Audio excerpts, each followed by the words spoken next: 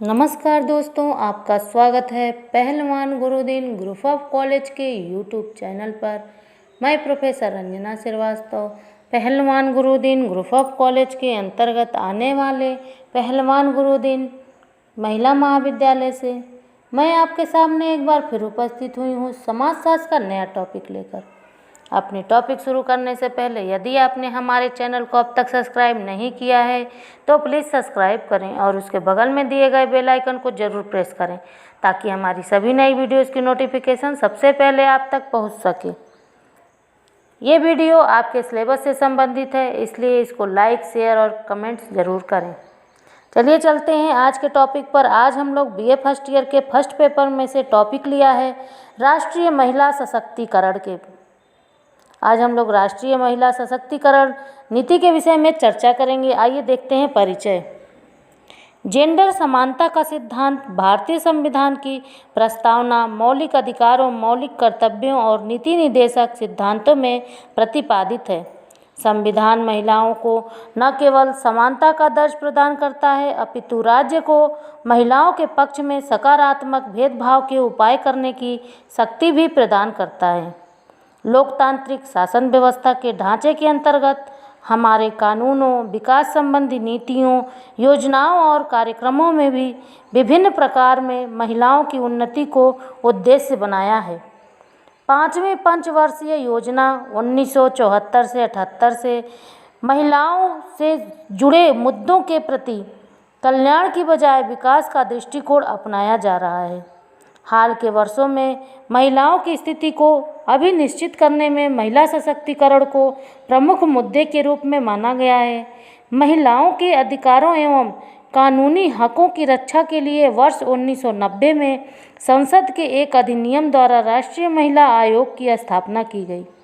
भारतीय संविधान में 73वें और 74वें संशोधनों के माध्यम से महिलाओं के लिए पंचायतों और नगर पालिकाओं के स्थानीय निकायों में सीटों में आरक्षण का प्रावधान किया गया है, जो स्थानीय स्तर पर निर्णय लेने की प्रक्रिया में उनकी भागीदारी के लिए एक मजबूत आधार प्रदान करता है। भारत ने महिलाओं के समान अधिकारों की रक्षा के लिए प्रतिबद्ध विभिन्न अंतर्राष्ट्रीय अभिसमयों और मानवाधिकार लिखतों की भी पुष्टि की है। इनमें से एक प्रमुख वर्ष 1993 में महिलाओं के प्रति सभी प्रकार के भेदभाव की समाप्ति पर अभिसमय की पुष्टि की। मेक्सिको कार्य योजना, नैरोबी अग्रदर्शी रणनीतियाँ, बीजिंग घोषणा और प्लेटफॉर्म फॉर एक्शन और जेंडर समानता तथा विकास और शांति पर संयुक्त राष्ट्र महासभा सत्र द्वारा 21वीं शताब्दी के लिए अंगीकृत बीजिंग घोषणा एवं प्लेटफॉर्म फॉर एक्शन को कार्यान्वित करने के लिए और कार्रवाइयाँ एवं पहले नामक परिणाम दस्तावेज को समुचित अनुवर्ती कार्रवाई के लिए भारत द्वारा पूर्णतया पृष्ठांकित कर दिया गया है।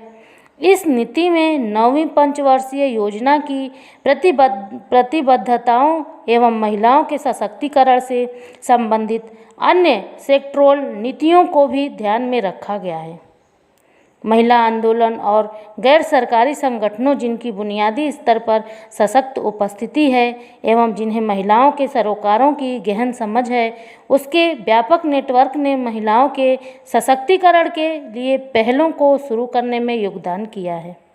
तथापि एक ओर संविधान विधानों, नीतियों, योजनाओं, कार्यक्रमों और संबद्ध तंत्रों में प्रतिपादित लक्ष्यों तथा दूसरी ओर भारत में महिलाओं की स्थिति के संबंध में परिस्थितिजन्य वास्तविकता के बीच अभी भी बहुत बड़ा अंतर है।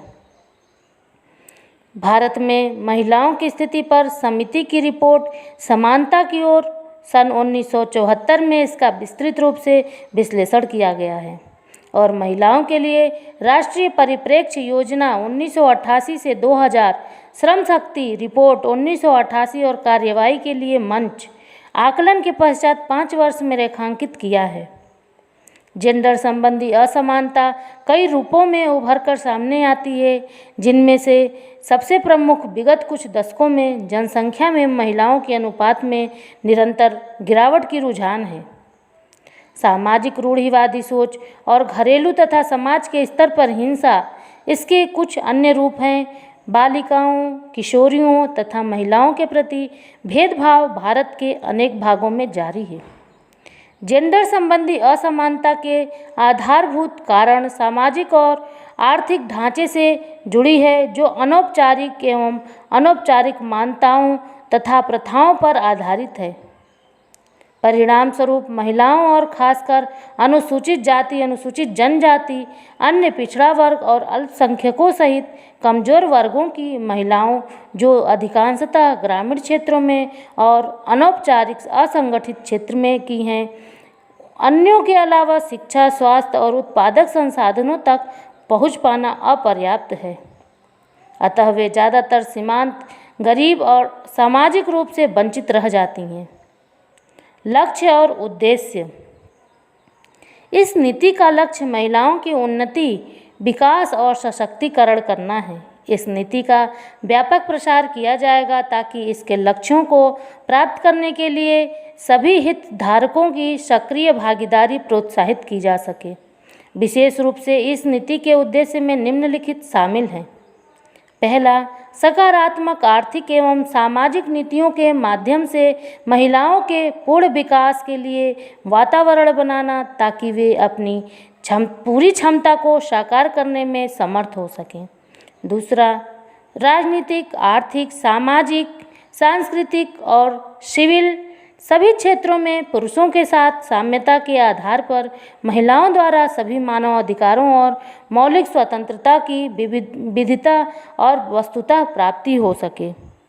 तीसरा, राष्ट्र के सामाजिक, राजनीतिक और आर्थिक जीवन में भागीदारी करने और निर्णय लेने में महिलाओं की समान पहुंच होगी।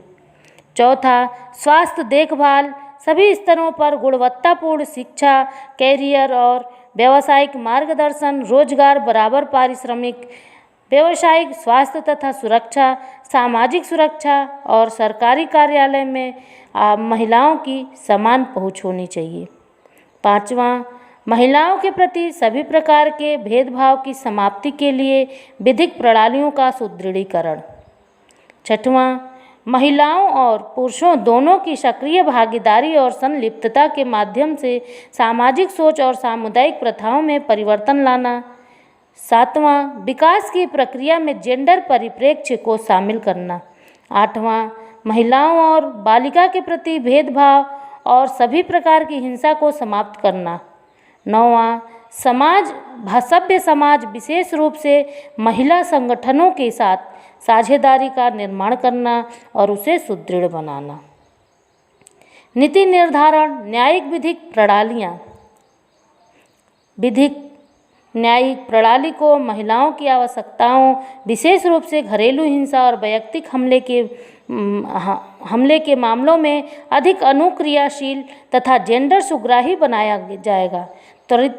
त्वरित न्याय और अपराध की गंभीरता के समनुरूप दोषियों को दंडित करने का सुनिश्चय करने के लिए नए कानून अधिनियमित किए जाएंगे और विद्यमान कानूनों की पुनर्परीक्षा की जाएगी। सामुदायिक तथा धार्मिक नेताओं सहित सभी हितधारकों की पहल पर और उनकी पूर्ण सहभागिता से इस नीति का उद्देश्य महिलाओं के प्रति भेदभाव को समाप्त करने के लिए विवाह विच्छेद, गुजारा भत्ता और अभिभावकत्व के संबंधित व्यक्तिगत कानूनों में परिवर्तन को प्रोत्साहित करना होगा। पितृसत्तात्मक सामाजिक प्रणाली में संपत्ति संबंधी अधिकारों के विकास ने महिलाओं के अधीनस्थ स्टेटस में योगदान किया है। इस नीति का उद्देश्य संपत्ति के स्वामित्व और उत्तराधिकार से संबंधित कानूनों को जेंडर की दृष्टि से न्यायपूर्ण बनाने के लिए आम सहमति बनाने से इन कानूनों में परिवर्तनों को प्रोत्साहित करना। निर्णय लेना, सशक्तिकरण के लक्ष्यों को प्राप्त करने के लिए सभी स्तरों पर राजनीतिक प्रक्रिया में निर्णय लेना सहित सत्ता की साझेदारी और निर्णय लेने में महिलाओं की बराबर की भागीदारी सुनिश्चित की जाएगी। विधायी, शासकीय, न्यायिक, कॉरपोरेट, संवैधानिक निकायों तथा सलाहकार आयोगों, समितियों, बोर्डों, न्यासों आदि सहित प्रत्येक स्तर पर नीति निर्धारण वाले निकायों में महिलाओं महिलाओं की समान पहुंच एवं पूर्ण सहभागिता की गारंटी के लिए सभी उपाय किए जाएंगे। जहां कहीं भी आवश्यक होगा, उच्चतर विधायी निकायों में भी आरक्षण, कोटा समेत आरक्षण, कोटा जैसी सकारात्मक कार्यवाही पर समयबद्ध आधार पर विचार किया जाएगा। विकास प्रक्रिया में महिलाओं की प्रभावी सहभागिता को प्रोत्साहित करने के लिए महिला अनुकूल वैयक्तिक नीतियां भी बनाई जाएगी। आज के लिए इतना ही दोस्तों, आगे फिर मिलूंगी अपनी नई वीडियो के साथ। तब तक के लिए नमस्कार, धन्यवाद।